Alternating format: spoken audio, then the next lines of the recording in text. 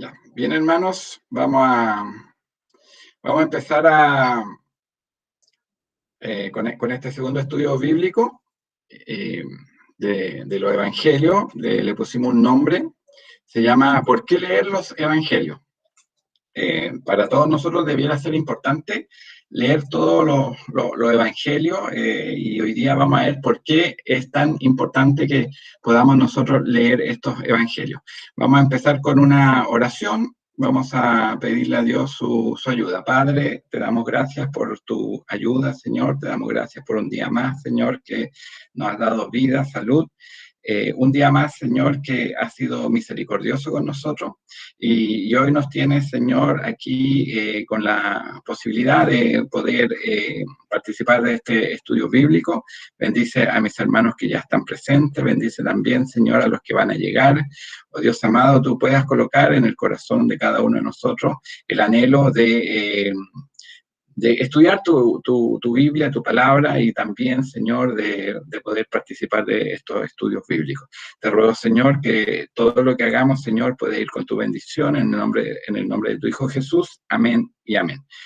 Amén. Vamos entonces a empezar. Vamos a poner la presentación ya en modo presentación. Y esta es la segunda clase. Hicimos una primera clase que tenía que ver con qué había ocurrido en el periodo intertestamentario, y lo hicimos como para aterrizar un poquito eh, al contexto que se vivía en la época de los evangelios. Y ahí, ¿qué fue lo que vimos? Vimos que hay un pueblo de Israel que ha pasado como siervo de varios imperios, ya desde el Imperio Babilonio, que es donde termina, Imperio Babilonio y Medo-Persa, que es cuando termina el Antiguo Testamento, ¿ya?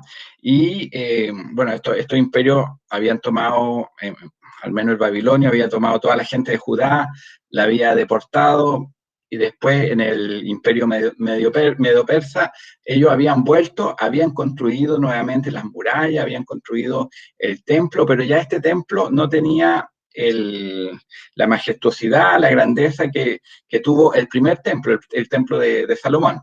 Y bueno, después llegaron los griegos, y llegaron también los romanos en el periodo de los griegos. Ya hay un hombre ahí, Antíoco Epifanes, ¿verdad?, que prohíbe todas las ceremonias que tenían que ver con el templo, y prohíbe prácticamente la religión judía.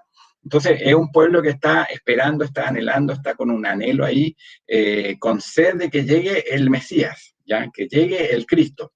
Y el Cristo llega, mis hermanos, aquí en los evangelios, ¿ya? Entonces, vamos a avanzar. Primero, lo que queremos ver es qué es el Evangelio. Nosotros vamos a entender como el Evangelio a los 4 primeros libros del Nuevo Testamento, ¿ya? Estos 4 evangelios que son distintos, están hechos por distintos autores, Mateo, Marcos, Lucas, Juan. Todo esto lo vamos a entender como el Evangelio. Ahora, ¿qué significa el Evangelio como palabra? ¿Ya? Y la definición más simple que tenemos es buenas noticias. ¿Ya? Nosotros cuando le predicamos a alguien del Evangelio, de Jesús, ¿qué le decimos? Que le llevamos buenas noticias. ¿Ya? Ahora, para entender un poquito más de qué se tratan estas buenas noticias, bueno, el Evangelio viene de una palabra griega, que es evangelion, que es una palabra compuesta. ¿Ya? Aquí vamos a ver cómo está compuesta esta palabra. Está compuesta de eu, ¿ya? Como empieza la palabra, que significa buen, ¿ya? Y angelion, que significa anuncio. Entonces, ¿cómo debiéramos entender nosotros el Evangelio? Como un buen anuncio, ¿ah? Por eso, una buena noticia, ¿ya? De ahí viene la palabra. Ahora, si lo vemos en el hebreo, ¿ya? Estas palabras son biser y besorá, ¿ya? Y estas palabras tienen más relación, ¿ya? Y como nosotros lo vamos a ir viendo, cuál es el uso que se le da en la escritura en el Antiguo Testamento, tienen relación con una buena noticia, pero que está asociada a una buena noticia de carácter nacional, ¿ya? Una buena noticia que tiene que ver con la asunción de un rey o tiene que ver con la victoria de un ejército, ¿ya? Que permite que un rey siga ahí en el trono, ¿ya? Entonces, vamos a ver aquí 4 ejemplos en el Antiguo Testamento. El primero en 1 Samuel 18:31, y aquí el contexto es cuando el rey David está en el trono, pero es amenazado por su hijo Absalón, ¿ya? Luego de que los soldados de David pueden derrotar al ejército que ha formado Absalón, dice aquí la palabra de Dios que llega un etíope, dice en 2 Samuel 18:31, dice, luego vino el etíope y dijo, reciba nuevas, mi señor. Y aquí en este nuevas está esta palabra de evangelio. Reciba nuevas, mi señor el rey, que hoy Jehová ha defendido tu causa de la mano de todos los que se habían levantado contra ti. ¿Ya? Entonces, es una buena noticia, pero de carácter nacional, una buena noticia que tiene que ver con un rey, con un trono que se afirmado. ¿Ya? Y lo mismo podemos ver en Primera de Reyes 1 del 42 al 43. ¿Ya? Aquí el contexto es otro. Este es el momento en que David pone como rey a su hijo Salomón. ¿Ya? Entonces aquí también se ocupa esta palabra, dice, mientras él aún hablaba, he aquí vino Jonatán, hijo del sacerdote Abiatar, al cual dijo Adonías, entra porque tú eres hombre valiente y traerás buenas nuevas. ¿Ya? Ahí está la palabra, y traerás buenas nuevas. ¿Ya? Pero ¿cuáles eran esas buenas nuevas que se esperaban? ¿Ya? Entonces aquí Jonatán respondió y dijo a Adonías, ciertamente nuestro señor el rey David ha hecho rey a Salomón. Entonces, está asociado a esto una buena noticia, pero una mega buena noticia, ¿ya? Una noticia que tiene relación con algo más grande de lo que a uno le puede ocurrir en su vida cotidiana. ¿Ya? Entonces, es una buena noticia importante, ¿ya? Entonces, es muy bueno esta asociación que se hace a la palabra, ¿verdad? En el hebreo, porque nos da a entender la importancia de estas buenas noticias.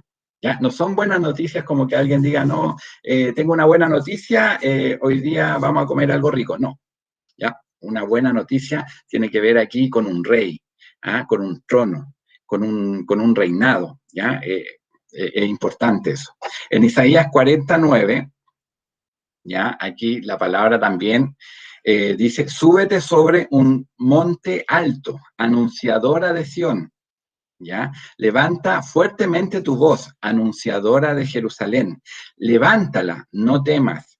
Di a las ciudades de Judá, ved aquí al Dios vuestro. Entonces, esta palabra anunciadora, que alguien dirá, bueno, ahí como que no dice evangelio, no dice buena noticia, ¿ya? Nosotros aquí estamos ocupando la versión Reina Valera, ya de 1960, pero si uno va a otras versiones como la Nueva Biblia de las Américas, aquí, ¿qué es lo que dice? Anunciadora de buenas nuevas, ¿ya? Entonces, está incorporado aquí la palabra evangelio en esta frase, ¿ya? Entonces, dice, súbete a un monte alto, o sea, es una palabra importante la que tiene que anunciar, ¿ah? Porque al final termina, ved aquí al Dios vuestro, ¿ya? Aquí está el pueblo, ¿verdad? Sufriendo por sus pecados, pero están anhelando que llegue el Mesías, anhelando que llegue el Rey, ¿ya? Entonces, un último ejemplo, ya para cubrir ya cómo se ocupa esta palabra, está en Isaías 52:7. ¿Ya? ¿Qué es lo que dice Isaías 52:7? Dice, cuán hermosos son sobre los montes los pies del que trae alegres nuevas, ¿ya? Alegres nuevas, del que anuncia la paz, del que trae nuevas del bien, ¿ya? Entonces aquí lo asocia, alegres nuevas o nuevas del bien, del que publica salvación, del que dice a Sión, tu Dios reina, ¿ya? Tiene que ver con un reinado esto, ¿ya? Tiene que ver con un Dios, con un rey, con algo importante para una nación, ¿ya? Entonces, aquí la palabra evangelio, ¿verdad? Tiene esa importancia, ¿ya? Esa importancia. No, no es cualquier buena noticia, son noticias realmente importantes, ¿ya? Ahora, el significado de la palabra evangelio, aquí tenemos que entender que contrasta con la historia anterior del pueblo de Dios, ¿ya? Y aquí esto lo enlazamos a la clase anterior, donde vimos que imperio tras imperio, ¿ya? Israel había sido siervo de todo estos imperios y ahora estaba bajo el yugo del imperio romano, el imperio romano, bajo un hombre ahí, Herodes el Grande, que cobraba impuestos, ¿verdad? Para César, que trataba mal al pueblo, cuando Jesús nace, ¿verdad? Este hombre que se ve ahí amenazado, ¿verdad? Su reinado se ve amenazado, manda a matar a todos los niños menores de 2 años. Entonces, era un pueblo que estaba sufriendo, ¿ya?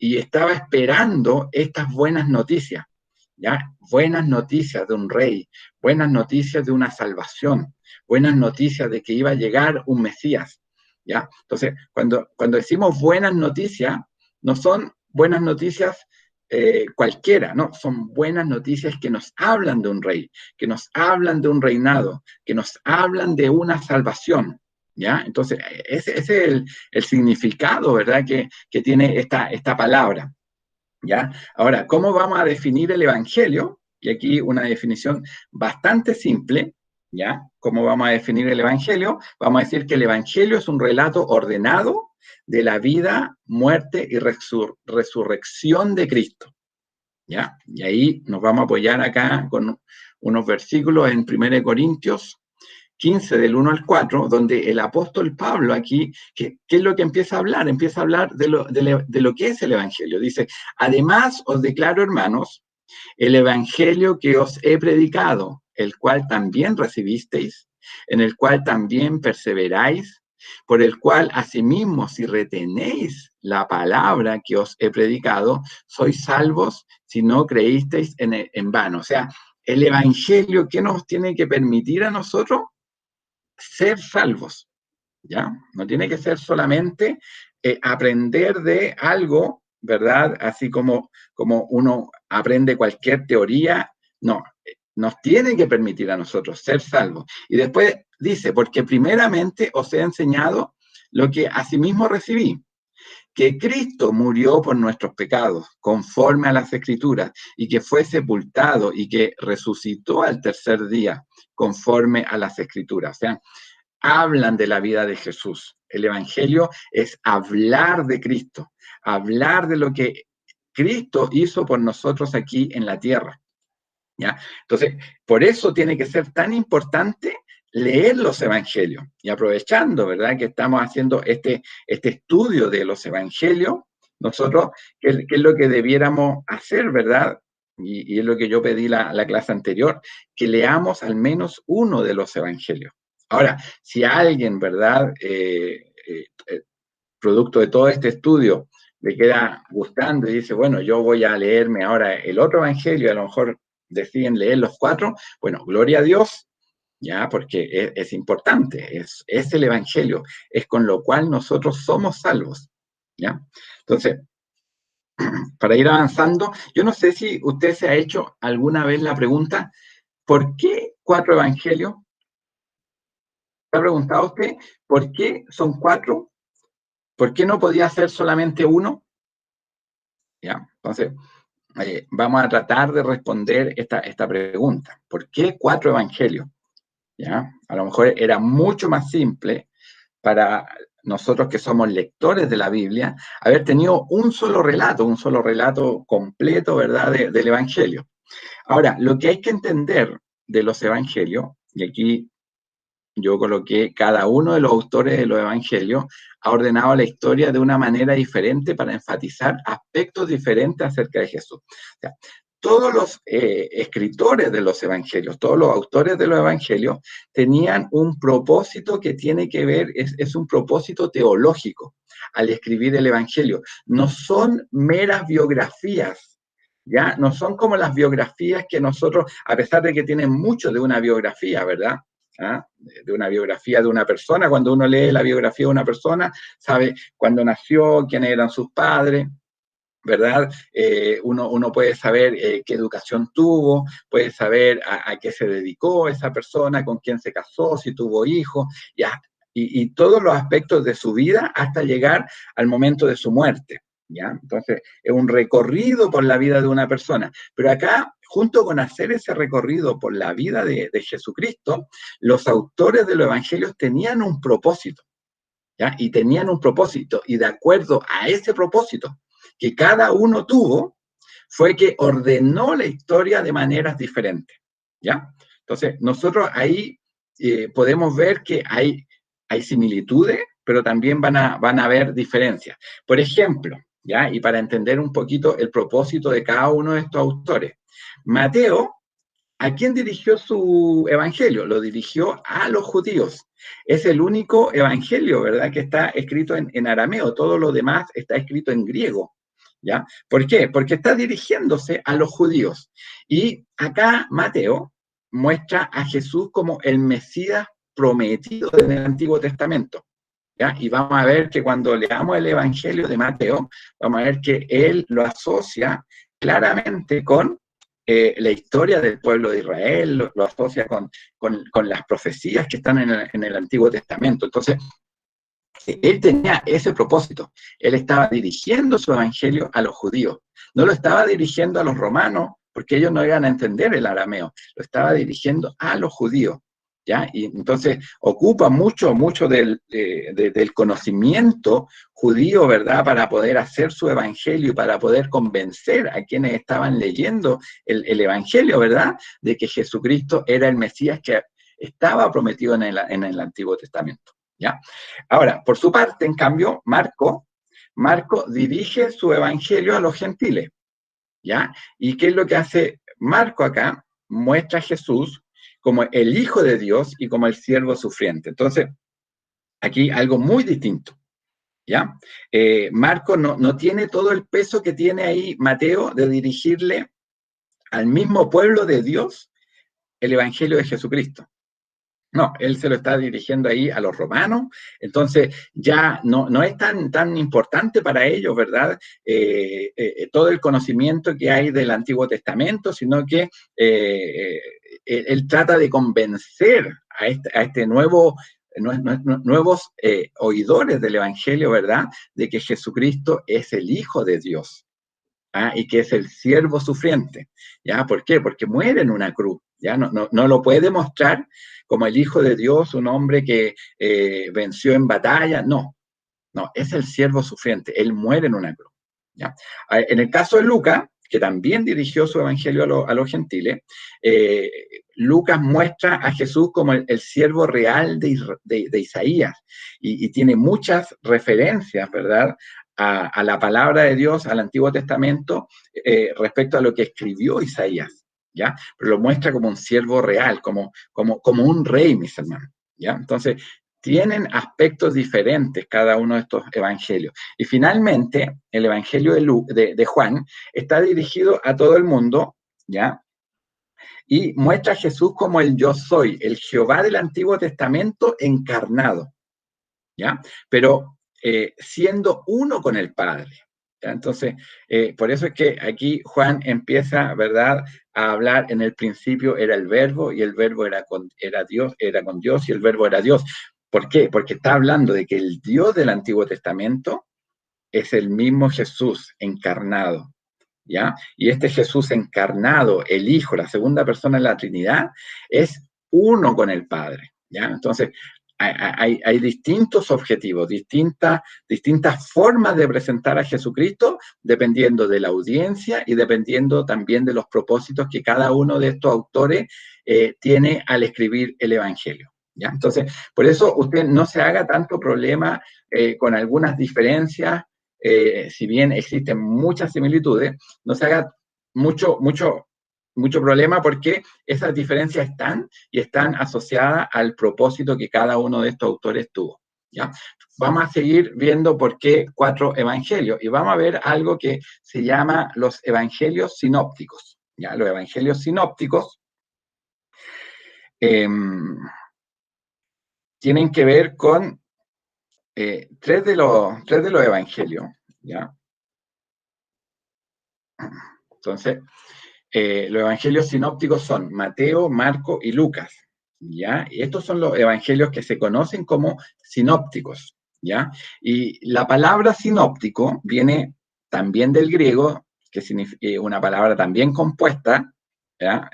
Por sin, que significa juntos, y opsis, que significa ver. O sea, esto es ver juntos, ¿ya? Estos evangelios uno los puede ver juntos, ¿ya? ¿Y por qué? Porque comparten un punto de vista similar, ¿ya?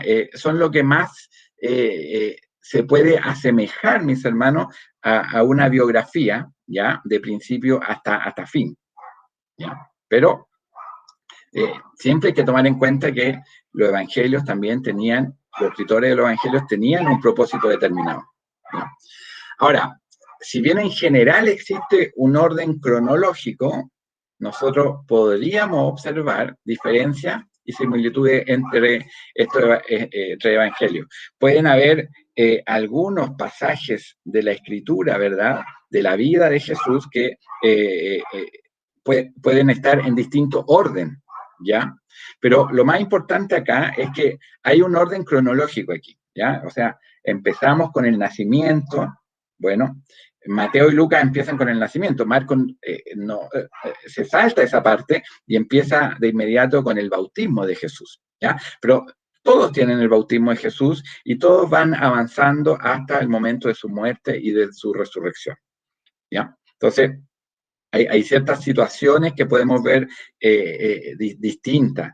Podemos ver la alimentación, ¿verdad? En un lado se menciona una cantidad de gente, en otro se menciona otra cantidad de gente. No sabemos si están haciendo referencia al mismo evento o a eventos distintos. Uno ve muchos ciegos ser sanados, ¿verdad? Pero no podríamos entender de que siempre fue el mismo ciego. Pueden ser distintos ciegos, distintas sanidades a distintos ciegos. Hay que tomar en cuenta que el ministerio de Jesús se extendió por 3 años y Jesús era un maestro itinerante que andaba predicando el evangelio en distintos lugares. Entonces, no podemos pensar de que un mismo discurso que está en un evangelio es el mismo al que hace referencia otro de los evangelios. Es probable también de que su enseñanza muchas veces se repitió a distintas audiencias, ¿ya? Entonces, no nos hagamos tantos problemas con ese tipo de diferencia, ¿ya? Sino que veamos que hay similitudes y están en el fondo narrando una misma historia, ¿ya? Porque eso también puede traer un poquito de mal entendimiento de la historia, ¿ya? Ahora, el Evangelio de Juan, en cambio, ¿ya? En cambio, que ya no es un evangelio sinóptico, aporta aspectos que no aparecen en los demás evangelios, ¿ya?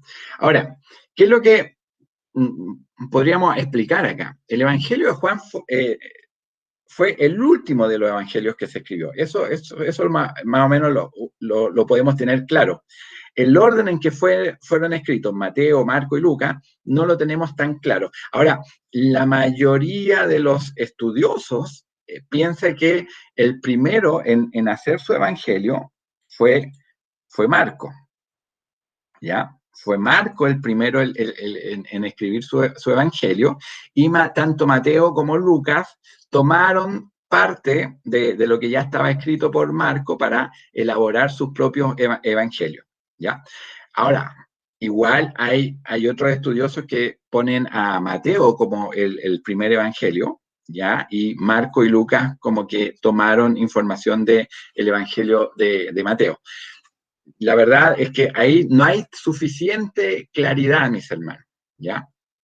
Lo que sí hay claridad es que el Evangelio de Juan fue escrito al final. Entonces yo creo que Juan también tuvo el propósito de diferenciarse de estos 3 primeros evangelios y colocar eventos que no estaban escritos en Mateo, Marco y Lucas. ¿Ya? Uno puede ver que la conversación que Jesús tiene con la mujer samaritana, esa no está en los evangelios sinópticos.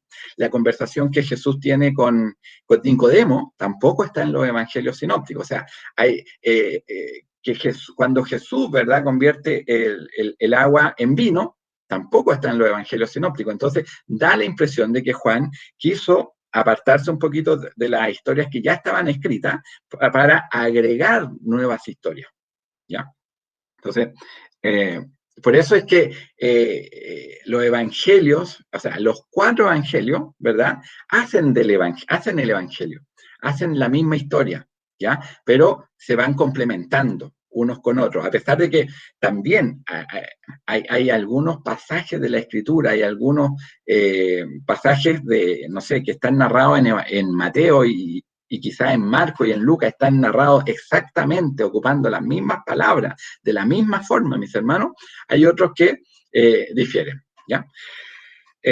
Pero eso no nos tiene que llevar a decir, bueno, es que aquí hay inconsistencias, no, porque no sabemos si son exactamente los mismos hechos que se están narrando, ¿ya? Jesús estuvo sacando demonios y pudo haber sacado muchos demonios y algunas historias se parecerán más que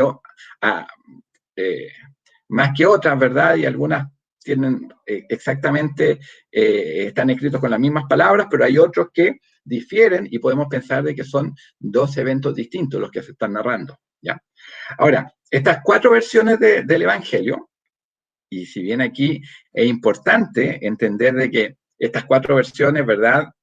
Es todo lo que nosotros tenemos del Evangelio y es suficiente para nosotros para poder alcanzar una salvación.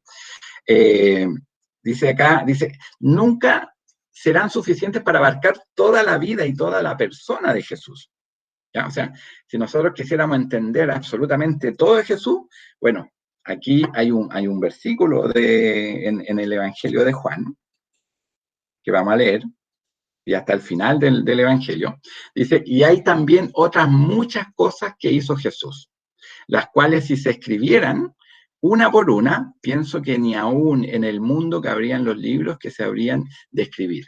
¿Ya? Entonces, esto que Juan escribe al final de su Evangelio es cierto, ¿ya? El conocimiento que nosotros tenemos de Cristo, de que Él murió y que Él resucitó, es suficiente para nosotros llegar a alcanzar una salvación, ¿ya? Pero no puede cubrir toda la persona de Jesús, ya no puede abarcar todo el conocimiento de nuestro Señor Jesucristo. Recordemos que Él es Dios encarnado, ¿ya? Entonces, es un ser distinto a nosotros, ¿ya? Que Dios nos ayude. Entonces, acá estos 4 evangelios tienen que trabajar de manera particular y también de manera conjunta, ¿ya? Y de manera conjunta nos dan todo el conocimiento que nosotros tenemos, ¿ya? De la vida de Jesús. Continuando, con un tema que tiene que ver con la confiabilidad de los evangelios, ¿ya? Y esto, a veces nosotros nos encontramos con personas que nos pueden decir es que la Biblia, ¿ya? La Biblia la escribieron hombres, es que Jesús no existió nunca, esta es una historia que alguien inventó, ¿ya? Entonces, ¿por qué a nosotros nos da confianza leer los evangelios y nos da confianza de entender de que son hechos reales, que no son hechos que alguien inventó simplemente? ¿Ya? Entonces, aquí hay varios argumentos que vamos a dar de por qué a nosotros nos tiene que dar confianza leer los evangelios como una historia real, ¿no? Una historia de verdad, no algo inventado, no es un mito, ¿ya? Entonces, aquí vamos a empezar con que los evangelios fueron escritos por testigos de la vida de Jesús o por personas que entrevistaron a estos testigos, ¿ya? O sea, nos tiene que dar una certeza de que estos evangelios son reales, el hecho de que 2 de ellos fueron escritos por, en el caso de Mateo y en el caso de Juan, por discípulos de Jesús, por personas que recibieron ahí de primera fuente el conocimiento de Jesús, ¿ya? Que vivieron con él, que cuando están narrando un hecho, ellos estaban caminando al lado de él, ¿ya? Entonces, son escritos de personas que estuvieron ahí. Pero en el caso de Marco y de Lucas, bueno, Marco era discípulo Primero fue discípulo de Pablo, ¿verdad? En algún momento se separan ahí, se separa de Pablo. Este Juan Marcos que se narra, que se menciona en el libro de los Hechos de los Apóstoles, ¿ya? Y después pasó a ser discípulo de Pedro, ¿ya? Entonces, tenemos una persona que recibió todo el conocimiento de parte de Pedro, del apóstol Pedro, ¿ah? el que estaba ahí en todas las conversaciones. Entonces, nos tiene que dar una confianza.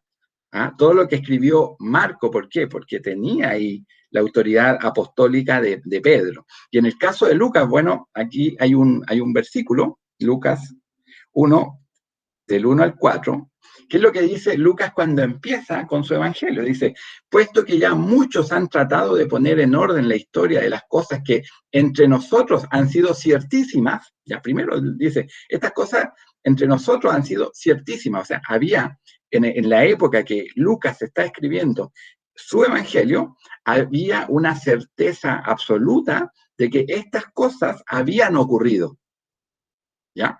A lo mejor hoy día nosotros 20 siglos después, podemos dudar, pero al ver que los mismos autores tenían por cierto esto, tenemos que decir, bueno, si ellos estaban escribiendo algo que ellos tenían por cierto, bueno, hay que creerlo. ¿Ya? Entonces dice, tal como nos lo enseñaron los que desde el principio lo vieron con sus ojos. O sea, Lucas fue instruido por aquellos que vieron estas cosas de primera fuente, ahí. ¿Ah? Porque dice, tal como nos lo enseñaron los que desde el principio lo vieron con sus ojos, y después dice, y fueron ministros de la palabra. O sea, yo creo que está hablando ahí de los discípulos de Cristo, de los apóstoles, ¿ya? Y después dice, me ha parecido también a mí, después de haber investigado con diligencia. O sea, yo creo aquí que Lucas estuvo investigando con diligencia, estuvo entrevistándose con las personas, ¿verdad?, que vivieron todos estos hechos. Y lo hizo con diligencia. Dice, todas las cosas desde su origen, escribírtelas por orden, oh excelentísimo Teófilo, para que conozcas bien la verdad de las cosas en las cuales has sido instruido. ¿Ya? Entonces, nosotros, ¿qué debiéramos entender? Los primeros en proclamar el Evangelio, en predicar el Evangelio, fueron sus discípulos. Ellos empezaron a hablar las mismas cosas que el maestro, este rabino que fue Jesús con sus discípulos, le había enseñado. Y los discípulos, mis hermanos, en la época de Jesús, ¿verdad? Cuando tenían un rabino, un maestro del cual tenían que aprender, ¿verdad? Tenían que también memorizar las enseñanzas que este rabino les había entregado. Entonces, yo entendería acá que estos discípulos también memorizaron todas las enseñanzas, memorizaron, vieron los hechos, y ellos empezaron a proclamar el Evangelio antes de que fuera escrito por estos 4 autores, ¿ya? Entonces, por eso es que aquí Lucas dice, bueno, yo he tomado, ¿verdad?, de ellos mismos, ¿verdad?, las cosas que ocurrieron y que yo estoy escribiendo aquí en este Evangelio. Y Juan, mis hermanos, acá en 1 Juan 1, del 1 al 3, ¿qué es lo que dice? Dice, lo que era desde el principio, y después dice, lo que hemos oído, lo que hemos visto con nuestros ojos, lo que hemos contemplado y palparon nuestras manos. O sea, él fue un testigo presencial, ¿ya? No solo porque lo oyó, lo vio, sino que también palparon sus manos. ¿Ah? O sea, él estaba presente, ¿ya? Y después dice, tocante al verbo de vida, porque la vida fue manifestada y la hemos visto y testificamos y os anunciamos la vida eterna, la cual estaba con el Padre y se nos manifestó.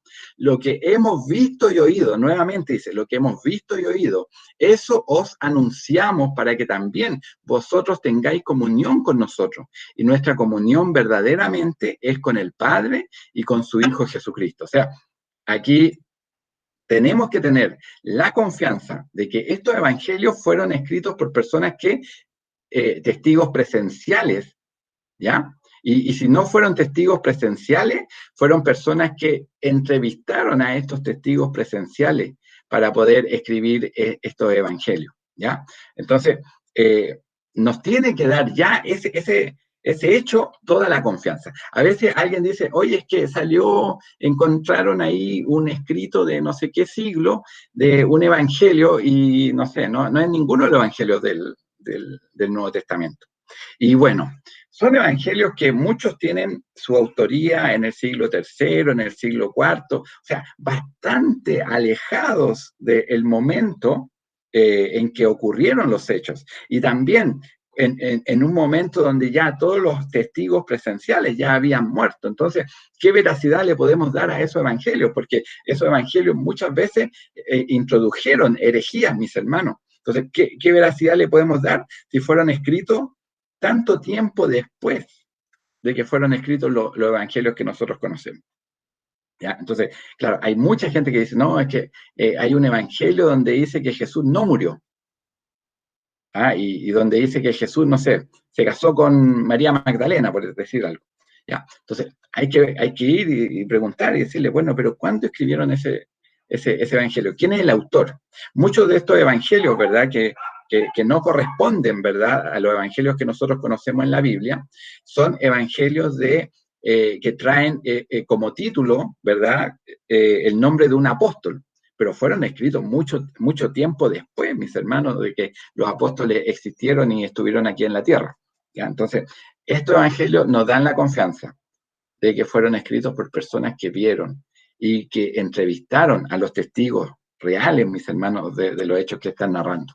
¿Ya? Otro hecho que nos tiene que dar una confiabilidad en los evangelios es que los relatos son sinceros en mostrar los errores de los discípulos y a un protagonista que muere crucificado. ¿Ya? Entonces, ¿por qué esto nos tiene que generar una confianza? ¿Ya? Y es por el hecho de que nadie escribe una historia donde los protagonistas terminan mal. Imagínense los mismos discípulos anunciando un evangelio donde ellos continuamente se equivocaron, donde continuamente no entendían los propósitos de Dios, donde la persona que ellos estaban siguiendo muere en una cruz, muere como un maldito, mis hermanos, porque eso significaba morir en una cruz. Entonces, uno aquí puede comparar las biografías de la época que siempre hablaban bien del personaje, mis hermanos, donde siempre se narraban la historia, las victorias de las batallas, ¿verdad? Nadie escribía la historia de un rey que había muerto en una cruz. Esa sinceridad. Y el mismo hecho de que los mismos que quedaban mal en esta historia, que eran los discípulos, tuvieron tuvieron la voluntad de ir a morir por este evangelio. O sea, por ahí alguien acuñó una frase que dice, nadie muere por una mentira. O sea, si esto era cierto, mis hermanos, y hay gente que estaba muriendo, ¿verdad? Nos tiene que dar confianza de que esos mismos que murieron por esta verdad, ¿verdad? Y que estaban quedando mal en esta historia, mis hermanos, fueron capaces de morir por esta verdad, morir por este Dios. ¿Ya? Entonces, uno puede ver aquí, solo como ejemplo, Marcos 6 del 51 al 52, dice, y subió a ellos en la barca, y se calmó el viento, y ellos se asombraron en gran manera y se maravillaban, porque aún no habían entendido lo de los panes, por cuanto estaban endurecidos sus corazones. O sea, los evangelios constantemente hablan de los discípulos, mis hermanos, con corazones endurecidos, los discípulos que no entendían, los discípulos que se equivocaban, ¿ya? Entonces, todos los errores que cometen los discípulos, mis hermanos, dan a entender de que esta no tuvo que haber sido una historia inventada. Nadie inventa una historia donde alguien quede mal, mis hermanos, donde ellos mismos queden mal. ¿Ya? Pero aquí sí ocurrió. Sí ocurrió. Y si uno cree que, por ejemplo, el joven que sale corriendo, que estaba, parece con una sábana y sale desnudo corriendo, ¿verdad? Es el mismo autor del Evangelio, es Marco. Nosotros vemos que los mismos que escribieron el Evangelio, los Evangelios, quedaban mal en sus historias. ¿Ya? Entonces, esa sinceridad nos tiene que dar a entender de que son escritos legítimos, ¿ya? Entonces, aquí hay un punto muy importante acá, en la sinceridad de la historia.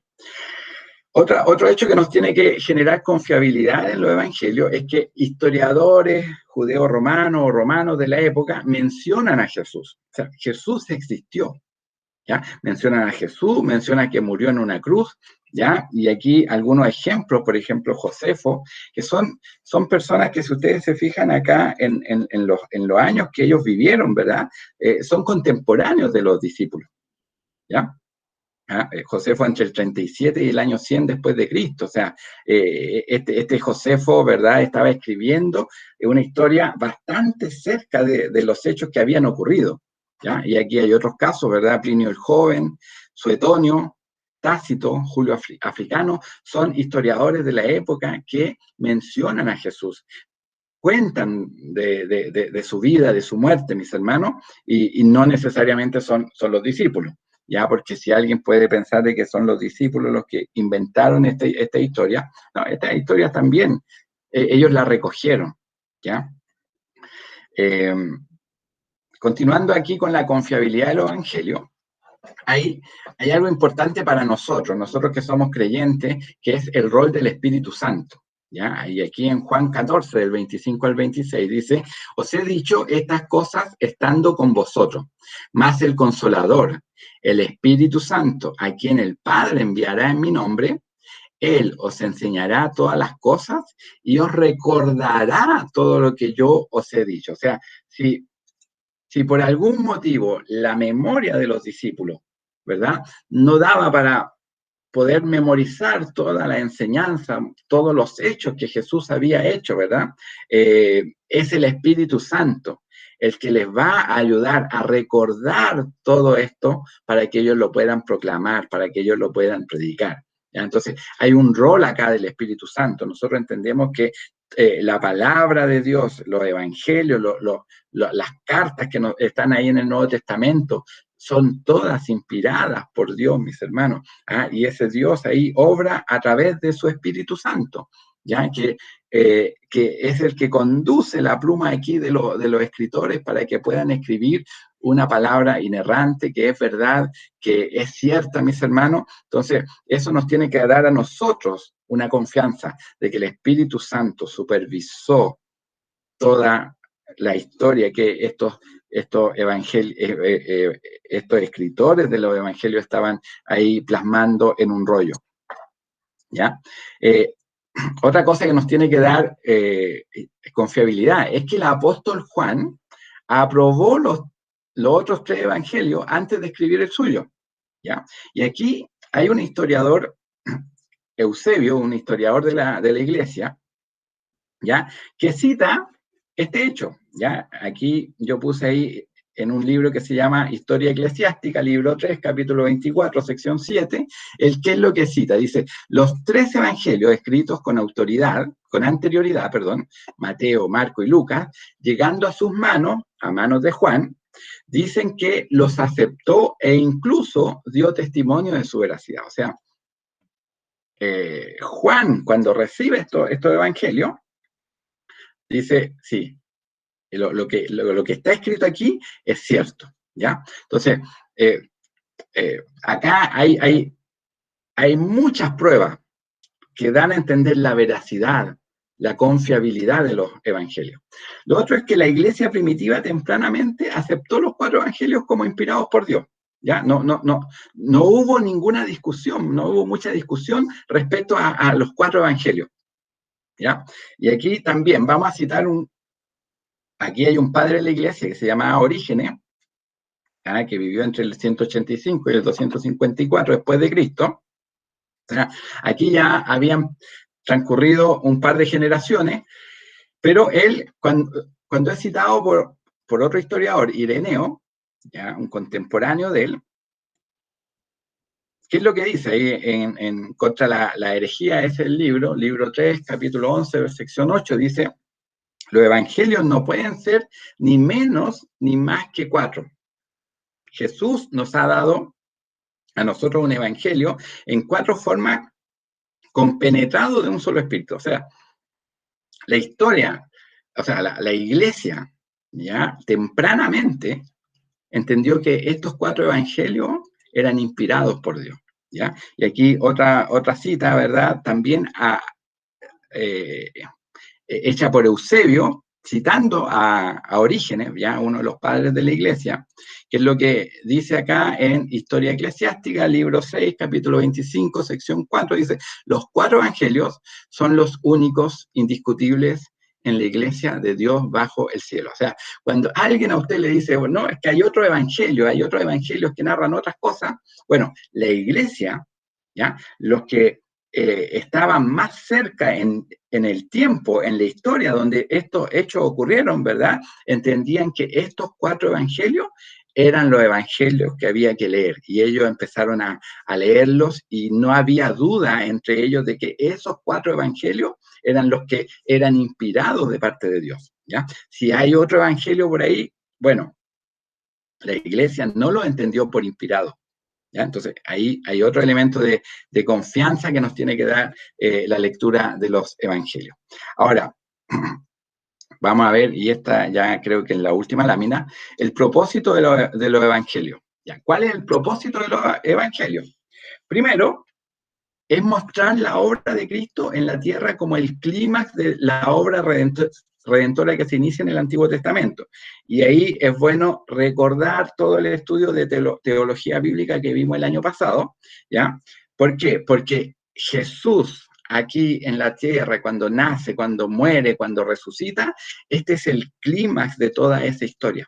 Es la parte más importante, la parte central de toda la historia del Antiguo Testamento, ¿ya? Entonces, el Antiguo Testamento empieza una historia que termina acá en Jesucristo, ¿ya? A lo mejor está mal aplicado el término que termina, porque después tenemos los Hechos de los Apóstoles, tenemos todas las cartas de Pablo, de los otros apóstoles, pero es el momento más importante, el momento más esperado, ¿ya? Y una de las cosas que hacen los evangelios y los autores de los evangelios es mostrar cómo este Jesucristo está vinculado con la historia del Antiguo Testamento. Vamos a leer aquí en Mateo 1, del 22 al 23.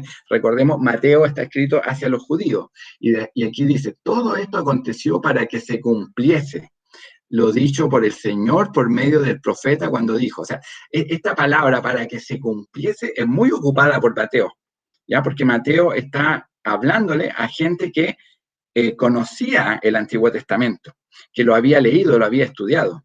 Entonces, él está dando a entender de que Jesucristo es el que cumple todas las profecías del Antiguo Testamento. Entonces, aquí dice, he aquí, una virgen concebirá y dará a luz un hijo. Eso es lo que dice el profeta. Y llamará su nombre Emmanuel. Esto está en el Antiguo Testamento, ¿ya? Que traducido es Dios con nosotros. Entonces, cuando él dice, para que se cumpliese, ¿ya? Él está haciendo entender de que todo lo que estaba escrito en el Antiguo Testamento, todas las profecías, ¿verdad?, vienen a cumplirse en la persona de Jesucristo. Ese es el propósito ahí, un propósito muy importante. Lucas, en Lucas 24, del 25 al 27, dice, entonces él les dijo, oh insensatos y tardos de corazón. Se da cuenta cuando nosotros veíamos la confiabilidad que nos tenía que dar la historia bíblica, la historia de los evangelios, el hecho de que, de que todos los discípulos de Cristo quedaban mal en las historias, mis hermanos, y esa misma historia donde ellos quedaban mal eran las que ellos tuvieron que transmitir después, nos da la confianza de que es una historia verdadera, ¿ya? Porque nadie empieza a contar una historia donde queda tan mal, y todas las veces queda mal. Fíjate que hasta el último momento los discípulos quedaron mal. Los discípulos que después de la muerte de Cristo salen, ¿verdad?, temerosos, mis hermanos. No, ninguno muestra un poco de valentía. El mismo Pedro, ¿verdad?, que niega a Jesús. Eso nos tiene que dar una confianza de que es una historia verdadera la que se está contando. No es una historia inventada, ¿ya? Entonces dice, oh insensatos y tardos de corazón para creer todo lo que los profetas han dicho. Y después dice, no era necesario que el Cristo padeciera estas cosas y que entrara en su gloria. una pregunta, ¿no era necesario que el Cristo padeciera estas cosas y entrara en su gloria? Y comenzando desde Moisés y siguiendo por todos los profetas, les declaraba en todas las escrituras lo que de él decían. O sea, es parte del propósito. Y Juan 5:39, ¿qué es lo que dice? Dice, aquí Jesús, ¿verdad? Diciendo, escudriñar las escrituras. ¿Qué escritura? ¿El Antiguo Testamento o el Nuevo Testamento? El Nuevo Testamento no había sido escrito. El Antiguo Testamento. Cuando aquí habla, escudriñar las escrituras, habla del Antiguo Testamento y dice, porque a vosotros os parece que en ellas tenéis la vida eterna y ellas son las que dan testimonio de mí. O sea, el Antiguo Testamento dio testimonio de Jesús. ¿Ya? Otro propósito es que muestran a Jesús trayendo el reino de Dios. ¿Ya? Este rey que estaba prometido en el Antiguo Testamento, que venía del linaje de David, ¿ya? Porque así era como estaba escrito en el Antiguo Testamento, es Jesús. Es Él el que trae el reino de Dios. Mateo 12:28. ¿Qué es lo que dice? Pero si yo, por el Espíritu de Dios, echo fuera a los demonios, ciertamente ha llegado a vosotros el reino de Dios. O sea, todos estos exorcismos que hace Jesús cuando está acá en la tierra, Él lo hace porque dan cuenta de que el reino de Dios ha llegado. ¿Ah? El hecho de que Él es el que vence a los demonios, Él es este rey, ¿verdad? Que viene a implantar el reino de Dios aquí en la tierra. ¿Ya? Entonces, por eso es que Él hace esto y dice, ciertamente ha llegado a vosotros el reino de Dios. Es una señal de que el reino de Dios venía con Jesucristo. ¿Ya? Y en Marco 2 del 9 al 11, aquí estamos dando algunos ejemplos nomás, hermanos. Ustedes que van a leer los evangelios van a encontrar muchos ejemplos más. Acá dice, ¿qué es más fácil decir al paralítico? ¿Tus pecados te son perdonados? O decirle, levántate, toma tu lecho y anda. ¿Ya? Y después dice, pues para que sepáis que el Hijo del Hombre tiene potestad en la tierra para perdonar pecados, dijo al paralítico, a ti te digo, levántate, toma tu lecho y vete a tu casa. O sea, las sanidades también, todas estas sanidades que hacía Jesús, mis hermanos, y que en algún momento, fíjese que manda a los discípulos, y los discípulos, ¿verdad? Por ejemplo, los demonios, ¿verdad? Se le resistían. Se le resistían. Pero todos estos hechos milagrosos, ¿verdad? Que Jesús hace, mis hermanos, es para mostrar que Él es el Rey. Él es el Hijo de Dios, que Él es el que trae el reino de Dios a la tierra. Las buenas noticias que estaba esperando el pueblo de Israel han llegado con Jesucristo. Entonces, aquí hay otro propósito, mostrar a Jesús trayendo el reino de Dios. Otra cosa importante, una importante proporción de los evangelios se dedica a los últimos 7 días del ministerio de Jesús. Esta última semana del ministerio de Jesús tiene una especial atención en los evangelios. Imagínense, un ministerio que dura 3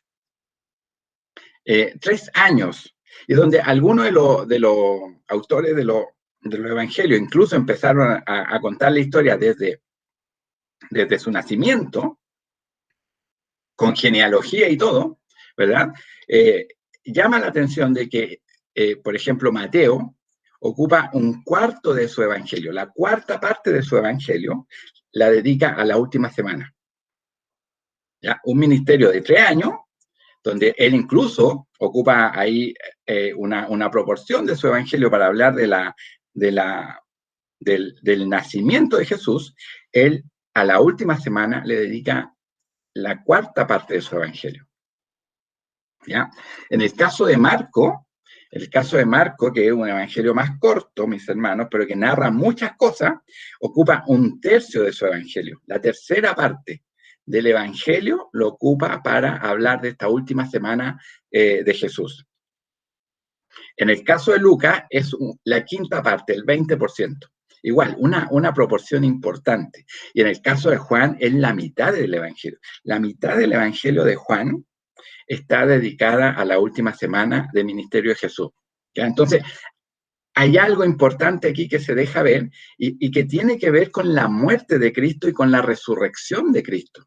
¿ya? Porque que Cristo haya vivido, mis hermanos, para nosotros nos serviría de mucho si Él no muere por nuestros pecados. Y todo eso está en la última semana. Entonces, hay una cosa importante ahí, en la muerte y resurrección de Cristo, a la cual los evangelios le dedican mucho, mucho espacio, ¿ya? Otro propósito del Evangelio es que por medio de la proclamación del Evangelio es demandar a los lectores el arrepentimiento y la fe. O sea, ¿para qué me tiene que servir esto? ¿Solo simple conocimiento? No, tiene que servirme para arrepentimiento y fe. Y eso lo podemos ver acá en Marcos 1, del 14 al 15. Dice, después que Juan fue encarcelado, Jesús vino a Galilea predicando el Evangelio del reino de Dios, diciendo, el tiempo se ha cumplido y el reino de Dios se ha acercado. Arrepentíos y creed en el Evangelio. O sea, ¿a qué nos tiene que llevar la lectura de los Evangelios? A arrepentirnos y creer en el Evangelio, ¿ya? Hay arrepentimiento y fe. Eso es lo que nos tiene que llevar el hecho de leer estos evangelios, ¿ya? Juan 20:31, que es lo que dice, pero estas se han escrito para que creáis que Jesús es el Cristo, el Hijo de Dios, y para que creyendo tengáis vida en su nombre, ¿ya? Entonces, se fija que los autores de los evangelios están colocando acá el propósito. El propósito es para que los lectores, los que están leyendo o escuchando el evangelio, crean y tengan vida en su nombre, ¿ya? Entonces, tiene que llevarnos al arrepentimiento y a la fe, el leer la historia del Evangelio. Y 2 Corintios 5, del 18 al 21, aquí es Pablo el que está hablando, dice, y todo esto proviene de Dios, quien nos reconcilió consigo mismo por Cristo, y nos dio el ministerio de la reconciliación, que Dios estaba en Cristo, reconciliando consigo al mundo, no tomándole en cuenta a los hombres sus pecados, y nos encargó a nosotros la palabra de la reconciliación. ¿Ah? Entonces, aquí él está diciendo, bueno, esto nos tiene que reconciliar con Dios. Así que somos embajadores en nombre de Cristo, como si Dios rogase por medio de nosotros. Os rogamos en nombre de Cristo. Reconciliaos con Dios. Al que no conoció pecado, por nosotros lo hizo pecado para que nosotros fuésemos hechos justicia de Dios en él. O sea, nos tiene que llevar a Cristo, nos tiene que llegar al reconocimiento de nuestros pecados, al arrepentimiento, a la fe, a creer en Jesucristo, ¿ya? Eso es un propósito importante que tienen los evangelios. Y finalmente, mostrar en la historia de Jesús importantes doctrinas para nuestra salvación. Por ejemplo, que Jesús es el Dios encarnado. ¿Ah? El Dios encarnado, Él es verdadero Dios y verdadero hombre. ¿Eso dónde lo puedo verificar? En la historia de los evangelios. ¿Ah? Es el Dios encarnado. La resurrección, ¿ya? Yo creo que nosotros, perdón hermano, nosotros pudiéramos de repente tener diferencias entre cristianos, pero con algunas doctrinas no podemos tener diferencias. Por ejemplo, alguien que diga que Jesucristo no resucitó. Entonces, ahí hay una diferencia importante. Ya esa persona no es cristiana. ¿Ya? Entonces, la doctrina de la resurrección, ¿dónde la vemos? En los evangelios. La doctrina de la Trinidad, ¿dónde la vemos? En los evangelios. ¿Ah? Recordemos que la Trinidad es algo que no se conocía en el Antiguo Testamento, no estaba escrito de forma entendible, mis hermanos, a pesar de que sí, muchos pasajes dan a entender de que existe esa Trinidad, pero ¿dónde la venimos a ver realmente? Padre, Hijo, Espíritu Santo, en la enseñanza de Jesús, en la vida de Jesús. Entonces, hay importantes doctrinas que se narran acá, ¿ya? Y que son para nuestra salvación, ¿ya? Entonces, hay propósitos importantes de leer los evangelios. Entonces, esto ¿a qué nos tiene que dar? ¿Y qué es lo que yo quiero con todo esto? Motivar la lectura. Motivar la lectura. La semana pasada todos quedaron ahí de leer determinado evangelio, ¿verdad? Quiero que con esto, ¿verdad?, usted se motive a estudiar esa lectura y espero tener éxito en eso, ¿ya? y que el Espíritu Santo, ¿verdad?, pueda ahí motivarle a usted, hermano, hermana, que está escuchando esto, que está viendo, para leer los evangelios. Ahora, ¿qué es lo que hoy día hemos aprendido, hermano? Hoy día hemos aprendido, por un lado, que los evangelios proclaman buenas noticias de la vida, muerte y resurrección de Jesús. ¿Ya? Los evangelios proclaman buenas noticias de la vida, muerte y resurrección de Jesús. ¿Ya? Está en el significado de la palabra, buenas noticias, pero buenas noticias realmente importantes, como se utilizaba el término en el Antiguo Testamento. Una noticia que tiene que ver con un reinado, con un rey, con ganar una victoria que asiente el trono de un rey, ¿verdad? Que asegure el trono de un rey. Esas son esas buenas noticias, ¿ya? Entonces, noticia importante. Tenemos 4 evangelios con énfasis distintos, pero que cuentan una misma historia, ¿ya? Ahí usted no se pierda en buscarle diferencias. Créame que todas estas diferencias tienen una lógica, tienen una forma de ser entendida, ¿ya?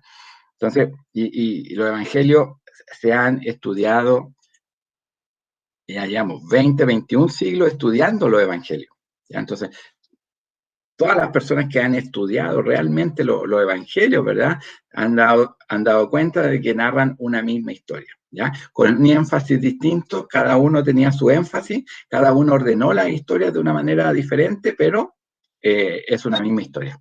Y los relatos de los evangelios son confiables respecto a los hechos que narran. Ya vimos todas las pruebas de su confiabilidad, ¿ya? Entonces, nos tiene que dar una confianza de que lo que estamos leyendo es una historia real. Eso es algo que realmente ocurrió, mis hermanos. Algo por lo cual muchos dieron su vida, ¿ya? Y nadie da su vida por una mentira, mis hermanos. Menos por una mentira donde el mismo que está dando su vida, ¿verdad?, está quedando mal, ¿ya? Entonces, nos tiene que dar esa tranquilidad. Hay fuentes históricas, ¿verdad?, que no tienen que ver con cristianos que dan cuenta de que Jesús existió, de que Él murió en una cruz, ¿ya?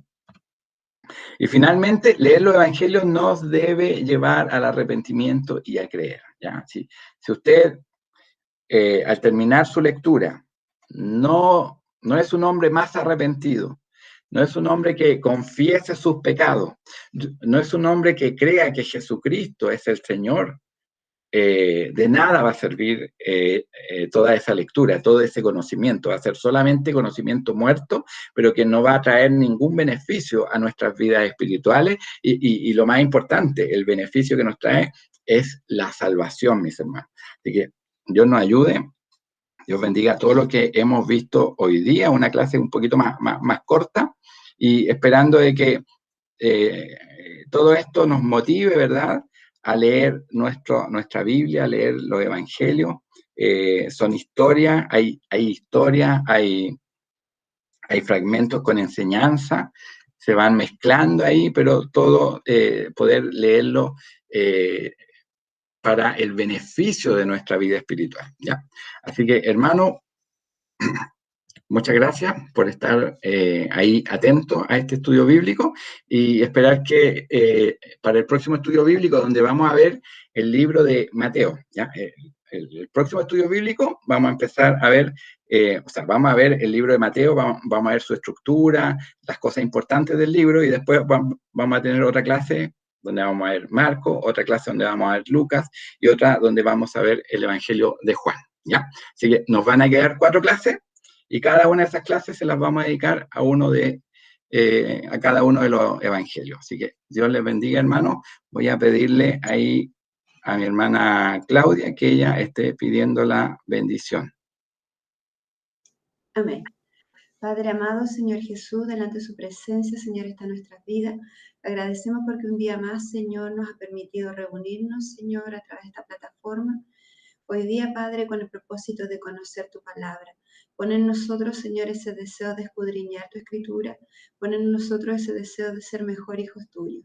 Yo te pido, Padre amado, por nuestro hermano quien está encargado de guiar estos estudios, usted sea ayudando a su vida, Señor, fortaleciéndole, dándole entendimiento y sabiduría, Señor, para que él pueda continuar haciendo estos estudios.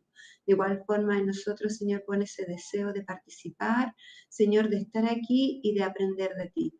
Gracias, Padre amado, por todo, y todo esto te lo entrego en el nombre de nuestro Salvador Jesús. Amén. Amén. Dios les bendiga, hermanos.